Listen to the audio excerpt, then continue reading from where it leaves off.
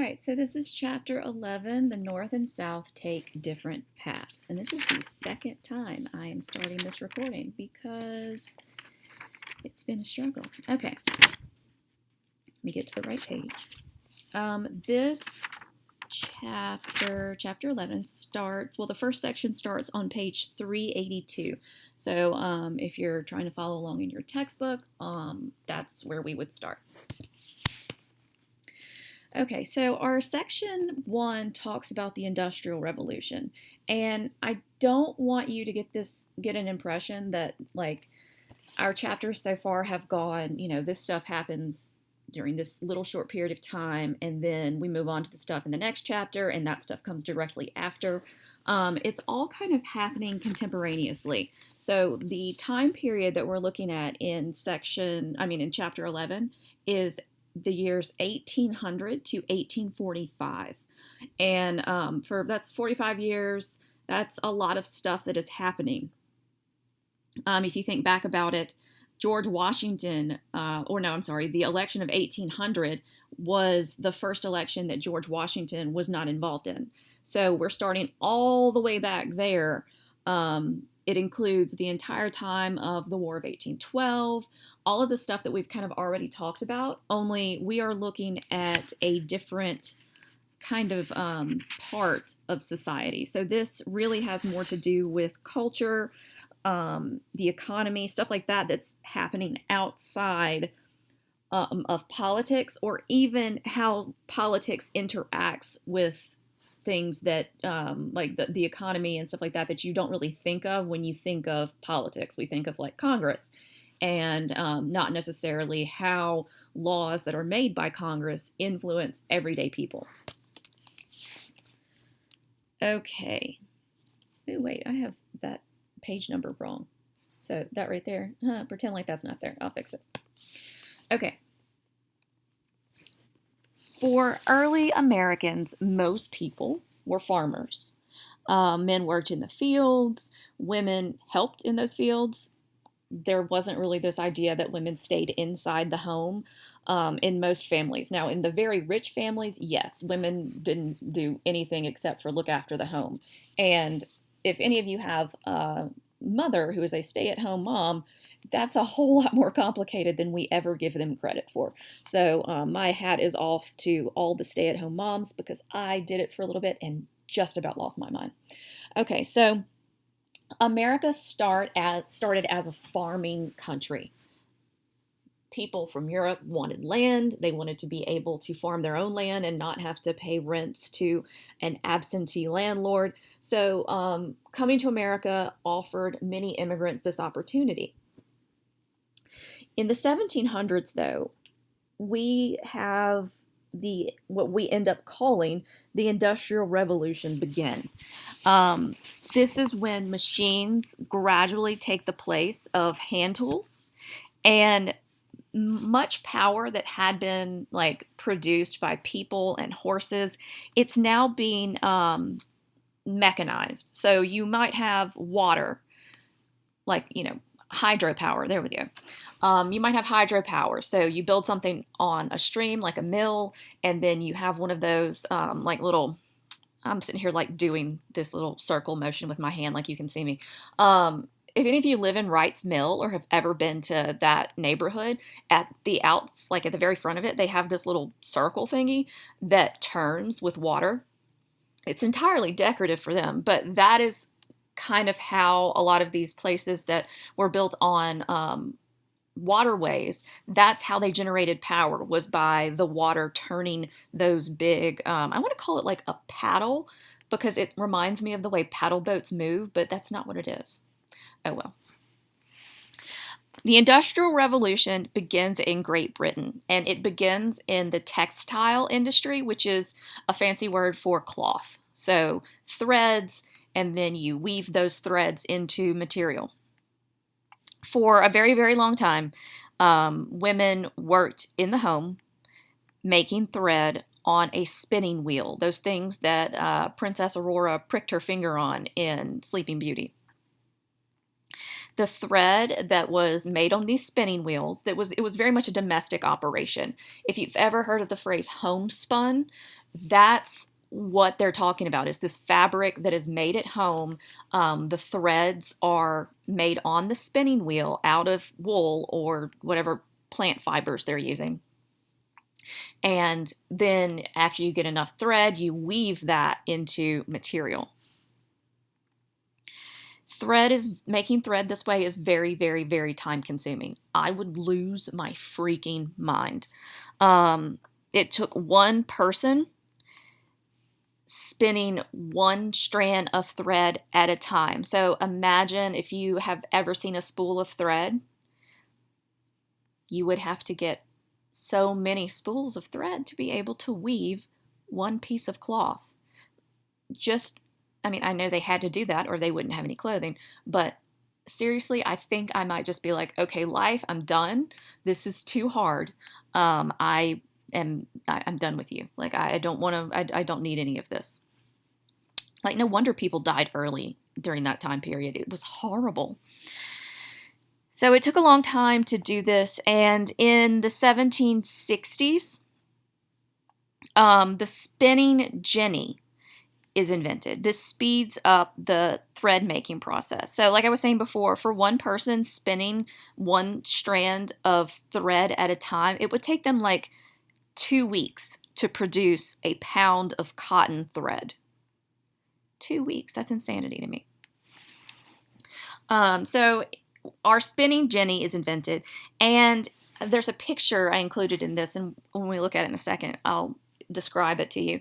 But this allowed people, instead of just spinning one piece of thread at a time, it allowed people to spin multiple threads at a time. And I mean, like, for us, we're like, okay, great, that still sounds like it's horrible. And I'm sure it was, but it's much faster than it had been for basically all of history. So you have to keep in mind, this is the same kind of shift in society as, say, when the internet was invented. Y'all don't remember that. I don't know. I can't think of anything. Anyway.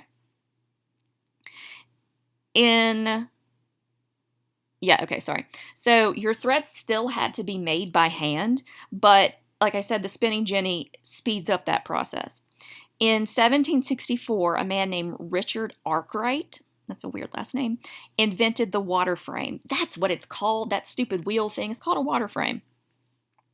The spinning machine was powered by running water. So instead of a person sitting there having to like use their foot on a pedal, the water automatically turns the wheel. If any of y'all, I guess you haven't taken ceramics yet.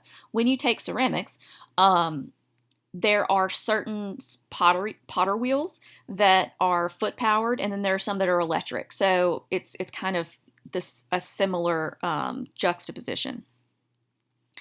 We have other inventions also that are being developed to speed up weaving, and these machines keep getting bigger and bigger and bigger, and they can't be contained inside the home anymore. So because of this, we have people, instead of, like, they're basically just creating an industry out of nothing. So instead of every woman spinning thread and then weaving it into fabric, this fabric production is taken outside of the home and put in a factory where people get paid to do this. And then they take that pay to buy other things as opposed to them just making it for their own consumption. Fabric mills get built on the banks of rivers because they need that water to spin the water frame. God, I'm going to forget what that thing is called for the rest of my life. All right, so in these new places, they're called mills. I'm not sure why, because a mill is usually, like, it's always been, I guess it's just because they've always used like a water frame to mill flour, so like grind wheat into flour. And I guess since it uses kind of the similar technology, that's why they call it a mill. I guess. I don't know. I could look it up, but I'm not going to. The factory system is implemented, and this is, like I was just saying, this is where workers and machinery are put together in a separate building. So no longer do we have spinning happening inside the home, we have workers going to these places, clocking in, clocking out, and getting paid for their work. Our British mill owners really, really, really like the water frame and the factory system. But if you've ever heard the phrase, in order to make money, you have to spend money. So capitalists, these people who had excess money, they are having to invest their own money into buildings and buying machinery and stuff like that, because you can't just look at someone and be like, yes, I will pay you to come work. I don't have a building, I don't have any of the equipment, but we're going to do it. No, they have to build the places, they have to bring in the machinery. So these people who are already kind of well off, they end up making even more money because they're able to kind of multiply that. Factories are very good investments. And it says in 1784, British workers were producing 24 times as much thread as they had in 1765. So 1784, this is just past the Revolution. And they are making 24 times as much than they did about 20 years previously to that. So that's really good. Okay, so this is a spinning jenny, and I spent way too much time trying to find a picture of this online because, as you can tell, it's not necessarily, it's if you don't know how it works, it's kind of hard to figure out how it works. And also, it's really difficult to get a good picture of it because the person has to be kind of in the way of everything. But this woman is at a spinning jenny. If you look right there, that is where the pedal is. So she is having to hit the pedal, either, I guess, kind of like a piano pedal or a potter's pedal, a potter wheel pedal. And then right here is where our thread is being spun. And then here is where the thread will spool up on those spools. So previously to that, you just had the spinning wheel, the old kind where you have this one spool, like, Princess Aurora, and that's it. That's all you could do. But now we're like, oh my God, this is insane, where you can make multiple ones at a time. Here's a little video if you want to watch it. It shows you exactly what I just described. Okay, so factories on riverbanks, they have some disadvantages. So if it doesn't rain and the river falls, you have no power. That's not cool. You also have factories kind of far away from cities. And because of this, rural labor is mostly concentrating on feeding themselves and feeding their families and farming the land. You don't necessarily have a lot of people, waking up in the morning going, I think I'll go find me a factory job today. So it's difficult to attract people who need employment because a lot of the people that already live in the rural areas, they don't necessarily have employment the way we think of it, but they definitely have things to do. And, they're not going to sit there and be like, okay, well, I'm not going to milk my cows. I'm not going to farm my fields. I'm not going to, do other things that farmers do, just to go sit in a mill and spin thread like that. There's too much else that needs to be done, and I can feed myself. In 1790, Arkwright again builds the first steam-powered textile plant. So I think it's really interesting that Richard Arkwright, his name begins with Ark right here.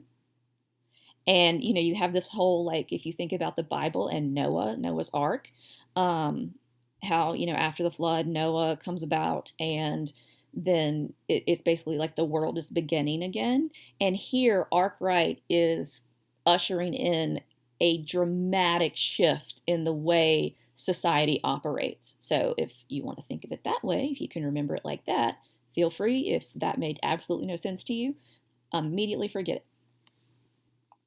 So as he builds the first steam-powered textile plant, this is a reliable source of power. It's always happening. Like, it's always happening. That's not very descriptive. It's always possible to have this steam. And so because of that, you no longer have to build these factories on the riverbanks. You no longer have to be at the mercy of nature. You can build your factory wherever you have workers. We also, at this point, or I mean, you've always had women and children somewhat working with the family to make money, but usually it was, working on the farm, doing jobs like that to keep everyone afloat. Now it's definitely women and children working outside of the home in factories. And spoiler alert, they do not get paid as much as men. Shocking, I know. Britain has laws passed against taking any of these industrial secrets outside of the country. These laws forbid blah blah blah anyone to take any kind of information about the machinery out of Britain. So no blueprints. You can't just draw it and be like, oh no, this is a drawing of my sister. I'm a very bad artist. You can't do that. You can't. If you are a skilled textile worker, you can't leave the country. Britain very much wants to keep Britain ahead of everyone. And so they're not going to let this kind of invention, this kind of, miles ahead technology, they're not going to let that get out of their country because they want to make sure they are the richest, because of course they want to be the richest. All right, so in 1789, an apprentice named Samuel Slater, he was an apprentice to Arkwright. And he is like, this is not working. I am going to immigrate to the United States.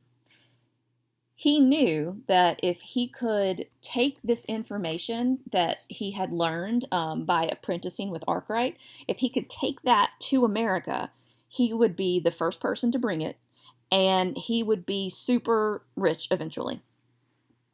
Now, he can't take any paper with him, so he just memorizes the plans of the machine. I don't know if you've ever tried to memorize the plans of, say, the Lego Death Star, but it's a little complicated. I will give you that much. And I would never, myself, I would never be able to memorize that and then be able to set about reproducing those directions in an accurate way. I am like, just the first time I learned this when I was so much younger than I am now. The first time I learned this, I was like, oh my God, that's insanity. How do you do that? And I guess if you're hungry enough, you'll do anything. In the United States, when Slater gets here, he joins forces with a man named Moses Brown. Brown rents a textile mill in Rhode Island, and Slater reconstructs a spinning machine based on Arkwright's design. So he's like, oh, yes, I absolutely know how to do this. I gotcha. Although he says that in a British accent, and I am not going to do my British accent for you. This was, Moses Brown was either just very, he was very stupid, or he was very, very smart, because, you have this guy being like, oh, yes, I know how to build this machine. And he's like, well, I have a mill. Why don't you go build that there?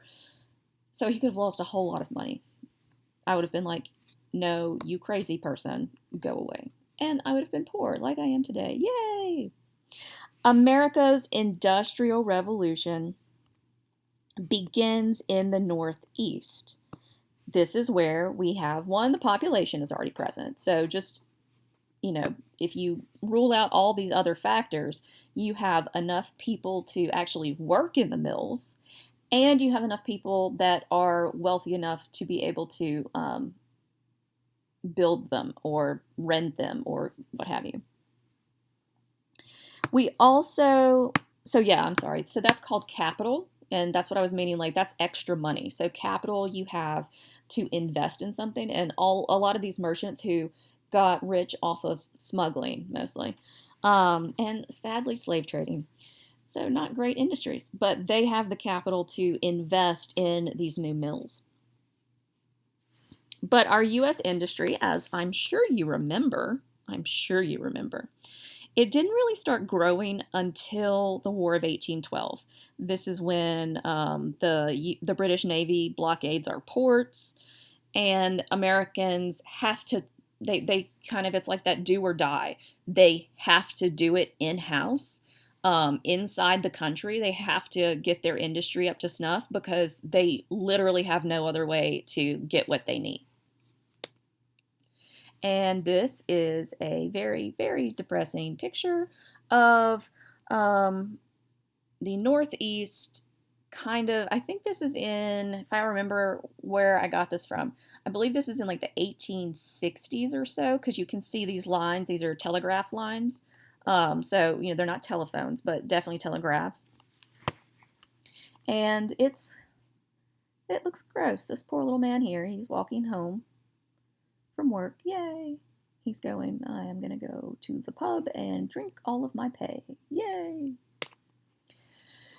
All right, so Francis Cabot Lowell. Before the war, he had gone to England and he saw these weaving machines. And he goes, I am American and therefore I am better than everyone else. I am going to build this type of factory, this type of machine, only I'm going to do it better because, again, I'm an American. He gets other people to invest capital in his ideas, and he opens a mill in Waltham, Massachusetts. The mill is organized differently. So instead of going to all these different mills to get the thread, Lowell actually brings the spinning of the thread and the weaving of the fabric together in one building. When he dies in 1817, his remaining partners make the business bigger. And this is a somewhat controversial topic, the Lowell girls. So your textbook is telling us that they wanted better lives for their workers.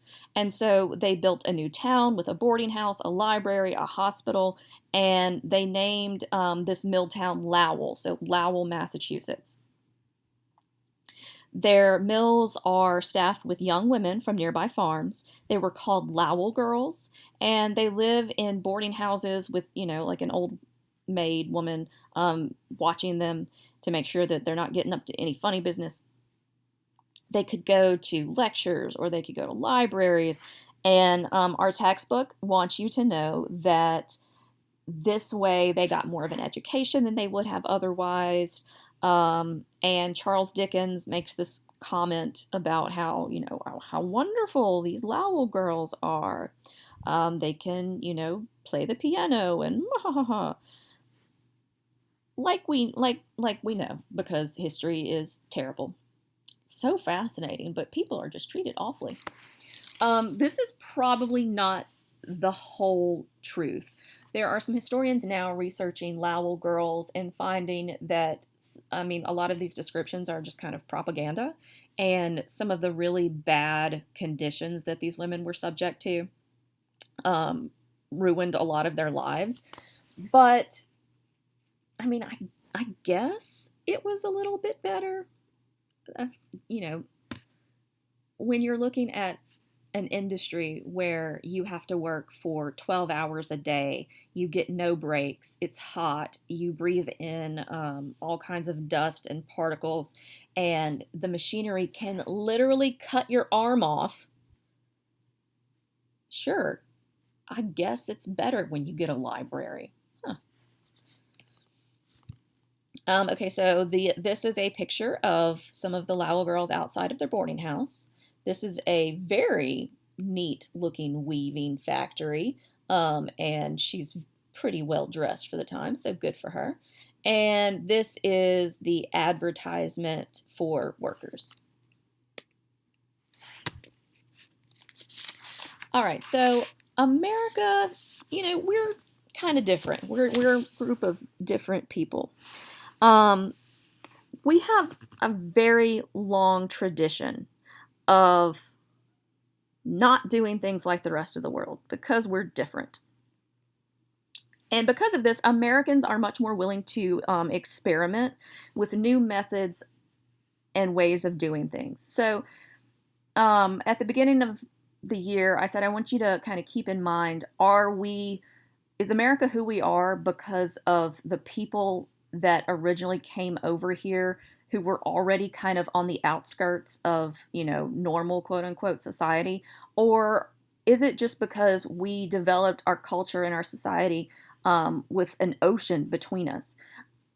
Obviously, I'm going to say it's a little bit of both. But here, you can definitely see how much more willing Americans are to experiment, to decide, you know what, like, that's great, France, continue doing that, and, keep people, like, making one thing for the rest of their entire life and it taking a really long time. But we're in America, we're going to do it different, and you can get over it. One of the most important developments in the Industrial Revolution is mass production. And that is where it's basically like we think of today with consumable goods. You have a lot of goods made quickly, and they're identical. So you don't really, I mean, it's all the same stuff. It was very difficult for me to comprehend, like, everything wasn't always exactly the same. But if you kind of think about it a little bit, you can understand why, no, it can't be exactly the same. Because if you have one person making an item from beginning to end, they're able to kind of customize it. They can tinker with it. So if the two pieces don't necessarily fit correctly, they can go back, and file it and, I don't know, do stuff with that. But if you have machines doing it, everything has to be exactly the same because there's no room for error here. You don't have that human ability to go back and be like, oh, well, I'm going to fix this one tiny thing and make it better. So what we're looking at here is something called interchangeable parts. If we take the example of a gun, so we say, guns have lots of different parts in them.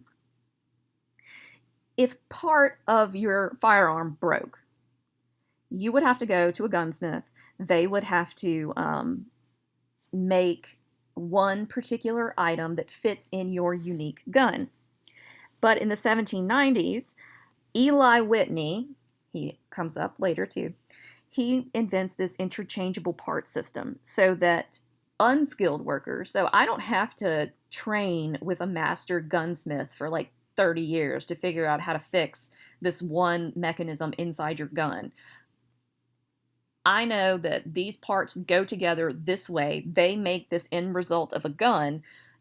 So I can just take this one part, put it in your gun, you're good to go. I don't have to I don't have to custom make you something. And this makes manufacturing more efficient. It's a very basic topic, and I'm afraid that I am making it more complicated than it has to be. But I just think it's fascinating that for most of history, every time you needed something like fixed, or if you needed an item, it was custom to you. It wasn't like, oh, I'm going to go borrow my neighbor's, I don't know, some weird thing. I don't know what's called. Something.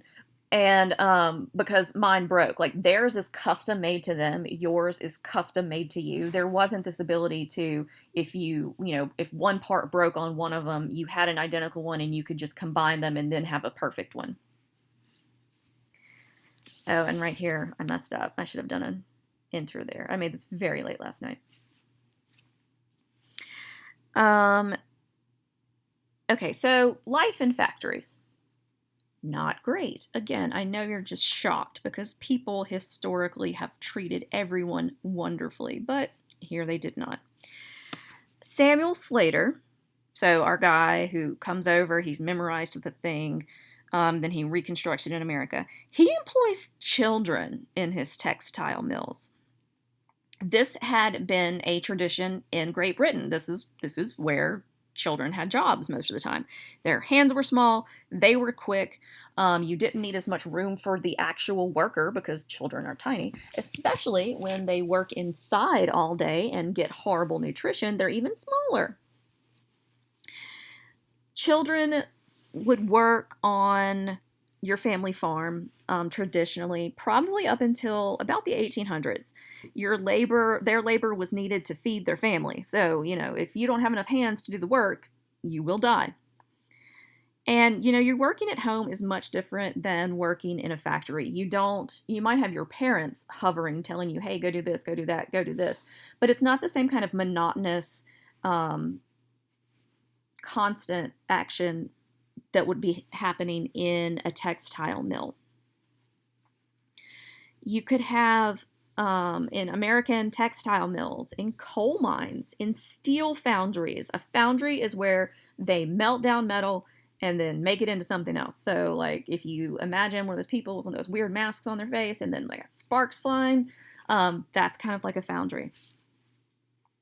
You would have children employed in these industries as young as 7 or 8. That's first and second grade. They have no opportunities for education. They work in very, very unsafe conditions. And by 1880, so about 20 years roughly after the Civil War, you had more than 1 million children between the ages of 10 and 15 working. So weren't going to school, weren't like playing with their friends. They had adult jobs, and they were probably going to have that adult job until they died an early death from a machine, breaking and then cutting off their head, or disease that goes rampant through these mills because of the tight quarters. Working conditions are horrible. Factories have very poor lighting. Remember, this is before electric lights. They kind of come in a little bit later, but still, the factory owner is not going to give you tons of light because that reduces the amount of money they make. There's little to no fresh air, and the machines are designed to be as efficient as necessary to make the product, not necessarily to make sure that the worker is safe. So you have many, many workers injured on the job. If you lost a hand, if you lost a foot, sorry, you should not have lost that hand or foot. You get zero help from anyone. You have to depend on your family for support, and your business owner is like, well, take your bleeding self and go away so I can get someone else back here because you are taking money out of my pocket. You clumsy, clumsy person. Why did you get your hand stuck in that thing? Work days, again, like I said, were 12 or 14 hours. The idea of like a weekend, that didn't exist at this time period.